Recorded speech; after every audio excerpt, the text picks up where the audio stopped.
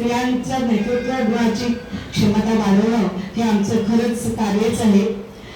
आता सध्याची स्थिती बघितली तर संसदेत फक्त 14% महिलांचं म्हणजे आरक्षित महिला आहेत आपल्या, म्हणजे 14%च प्रतिनिधित्व महिलांचं आपल्याला संसदेत आढळून येतं.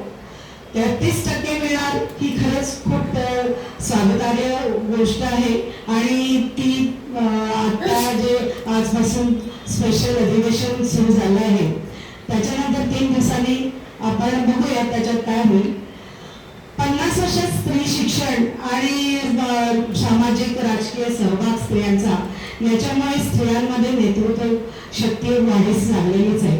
73वी व 74वी जी घटना दुरुस्ती झाली आणि ज्याच्यात सरपंच करता ग्रामपंचायतीमध्ये महिलांना आरक्षण मिळालं आणि त्यातून महिलांचा राजकीय सहभाग आणि त्यांचं जे नेतृत्व गुण आहेत जे वाढीस लागले, त्यावेळी असं वाटत होतं की पदता किंवा कुठल्याही गोष्टीचं बाऊ न करता त्यांनी याला पूर्ण होण्याकरता मदत करावी.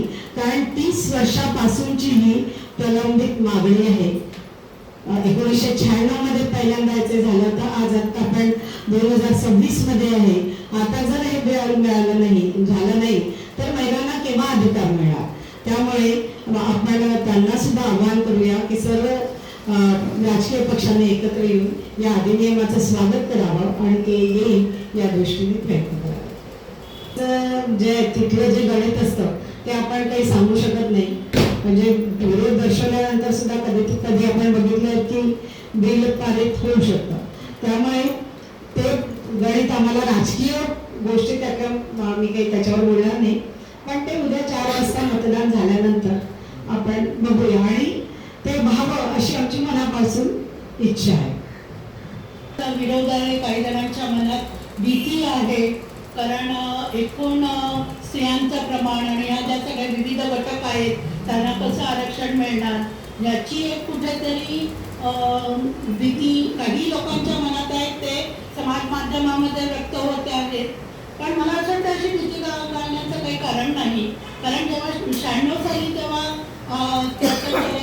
हा जो पंचायत राज्य याच्यावरती जो आला होता तेव्हा त्याचं जे रिझर्वेशनसाठीची जी पॉलिसी होती ती ऑल्टरनेट असणार आहे. त्यामुळे सगळ्याच घटकांना, समाजातील सगळ्याच घटकांना संधी मिळणार आहे आणि या विधेयकामुळे म्हणजे या अधिनियमामुळे कोणावरही काही अन्याय होणार नाही याची कुठेतरी एक जे जो मसुदा आहे तो वाचल्यावरती खात्री पटते.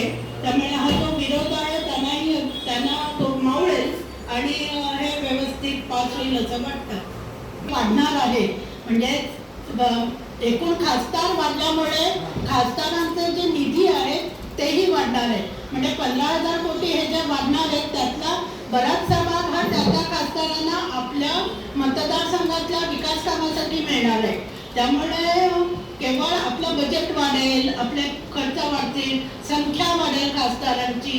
कारण एवढं मोठं पॉप्युलेशन असलेल्या देशात एक प्रमाणात त्यांनी ते ठरवले की किती खासदार असणार आणि त्यांना किती विकास निधी द्यायचा आणि अल्टिमेटली हा सगळा जो विकास निधी आहे तो महिलांच्या उत्कर्षासाठी, विकासासाठी आणि समाजाच्या विकासासाठीच वापरला जाणार आहे. त्यामुळे हे जे आक्षेप आहेत की खर्च वाढेल, प्रशासनिक खर्च वाढेल, महिलांची संख्या वाढेल, मला वाटतं या आक्षेपांना घाबरण्याचं काही कारण नसावं. आपण त्याचा नीट त्यावेळी जेव्हा 29 साली नवीन लोकसभा अस्तित्वात येईल तेव्हा ते जे कोणी निवडून येणारे खासदार असतील ते याचा निश्चितच उपयोग करतील. आज आपण नारी शक्ती वंदन अधिनियम याच्यावर बोलण्याकरता जमलो आहे.